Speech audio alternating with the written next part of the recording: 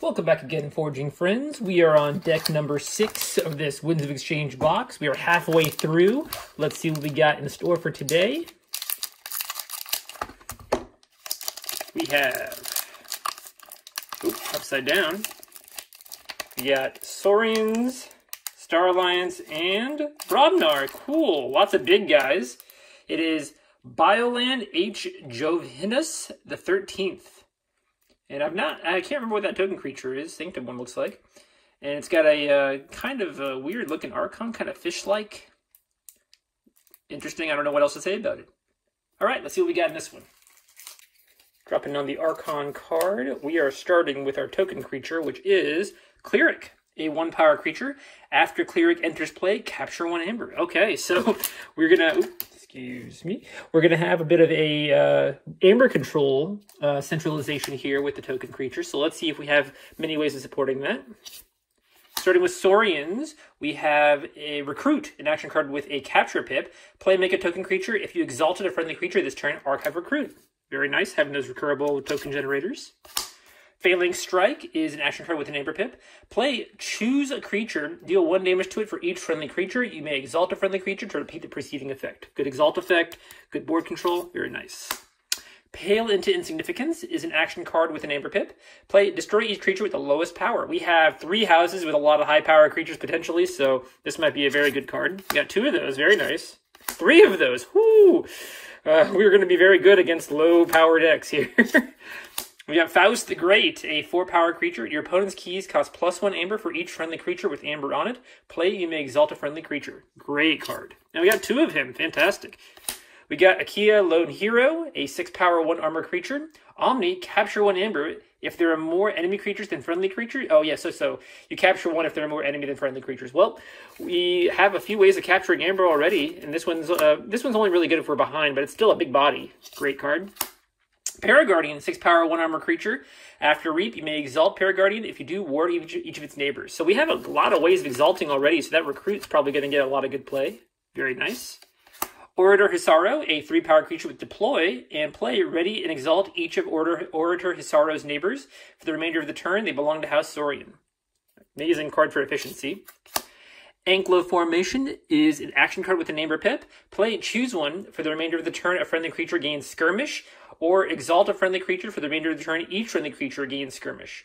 Very nice. So we can fight. We have a lot of Saurian creatures here that have decent powers, so we'd be able to fight with them. Fantastic. And we have the not rare. It's an uncommon artifact, Ambrosia Outpost. Amber when you play it. Action: put a friendly creature on the bottom of its owner's deck. If you do, move 1 Amber from a friendly creature to your pool. Very nice. So we can exalt and kind of use that Amber on our own. We can recur some of the tokens maybe if we don't want. We can put a token out, capture something, and then put that token back into our deck. Very nice. Moving on to Sanctum, we've got Revered Monk, a 4-powered creature. It gets +2 armor for each of its Sanctum neighbors. Want to put it next to Sanctum guys. We've got Retribution, action card with an Amber Pip. Play, if there are more enemy creatures than friendly creatures, destroy an enemy creature. Alright, so that's our second card that wants more enemies than friendlies. Nidapult, great artifact. Action, the next time a friendly creature enters play this turn, you may have it enter play anywhere in your battle line ready.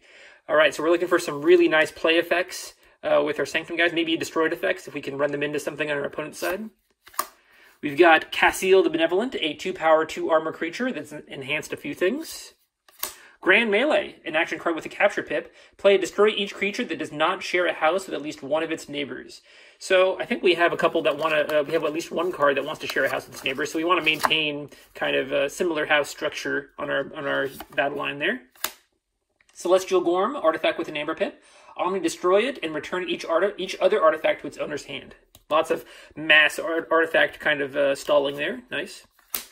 Battlefield Evangelist, a 3-power 2-armor creature, and after fight, make a token creature. Great one to have with that Nidapult. You can just pop him out, fight with him, get a token creature out of it.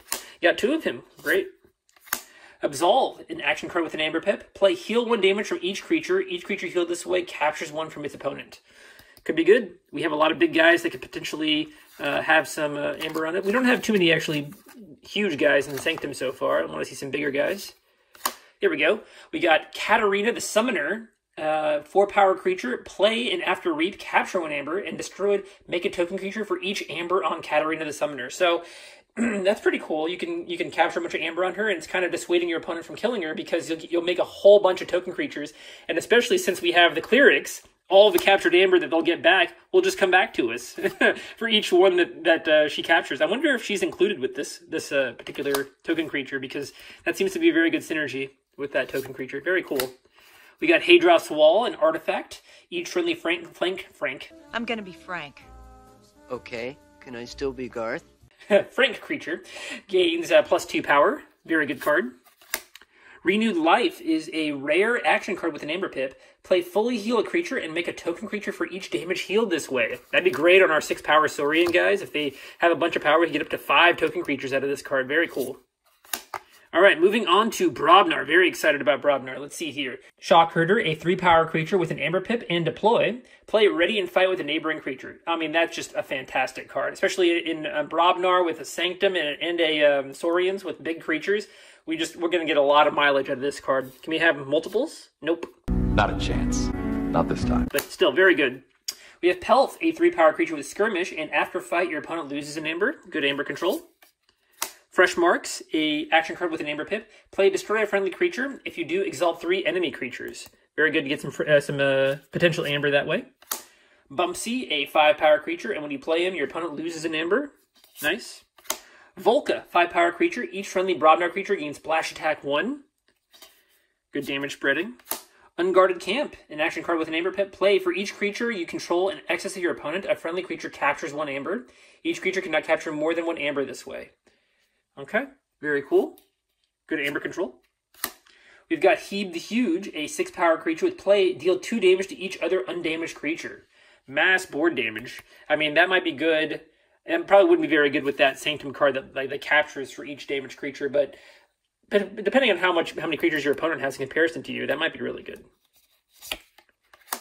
We've got Ged Hammer, a 5 power creature with destroy, ready, and enrage each other friendly Brobnar creature. Wow, okay. So this is one where we want to get him out and destroy him as fast as possible. We can put him out and then fresh marks immediately. To get that ability, which would be really cool. Get him out. Go ahead and use all of our Brobnar guys, and then fresh marks into using them all again. That'd be really, really cool. We've got CRIM Torchtooth, a 7 power creature with Splash Attack 4, and after fight, enrage each of his neighbors. So, more likely he's going to be a flank warrior over here, but still very, very cool. Very good fighter. And that's another one for that one creature that lets us make a token for each damage. We could maybe make 6 token creatures off this guy, potentially.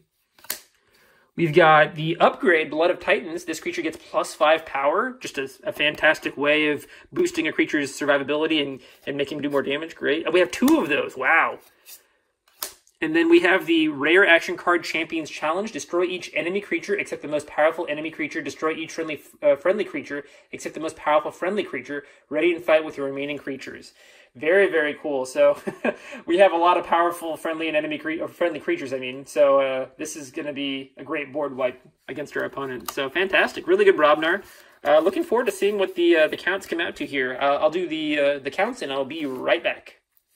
All right, welcome back. We've got a deck here that's got a couple cool combos in it. Looking at the counts, we've got 17 creatures total. We've got 5 in Saurian, we've got 5 in Sanctum, and we have a whopping 7 Brobnar, which is great. We'd love to see those big Brobnar numbers. For token generators, we have 4 total. We have 3 in Sanctum, which are 3 Sanctum creatures. The Battlefield Evangelists and Katarina. All pretty good. We definitely want to see these used with the Nidapult. Just get as much value out of these as possible before they're destroyed. So if they can survive multiple turns, we can use this to get a lot of advantage to kind of get more token creatures out to capture more Amber, which is really, really good. Amber on cards, we have 14 to 17. The range is based on fresh marks, whether we can find a good target to put the Amber on. Usually we can. Just throw it on a token creature or 2 or 3, or just a really weak creature, and then take it out. We did lose 1 potential Amber just because of where is he? CRIM Torchtooth, I think. Yeah, he enrages his neighbor, so that neighbor won't be able to reap. So that's just kind of a potential loss of 1 Amber. So 14 to 17, still not bad, pretty good.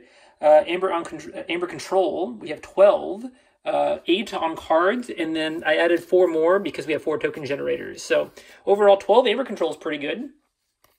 And some of that stuff is recurable because we can, every time we fight with these guys, we're making a token creature and we're capturing one. So this is basically fight, capture one, which is pretty cool.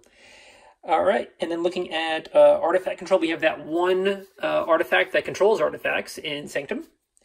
And then creature control, we have 8. We have lots of board wipes. Most significantly, we have Pale into Insignificance, 3 of them. And just to note, I have, I think in the counts here, I've noted the creature distribution. We have 1 2-power creature, 5 3-power creatures, 4 4-power creatures, 3 5-power creatures, 3 6-power creatures, and 1 7-power creature. So essentially, our creatures are weighted more towards the 3 to 4 power range. So this might not be super good all the time. It'll probably be good to take care of our opponent's token creatures, which are generally pretty low. But if they have like that 5-power or 6-power Brobnar or Sanctum token creature, this might not be very, very good.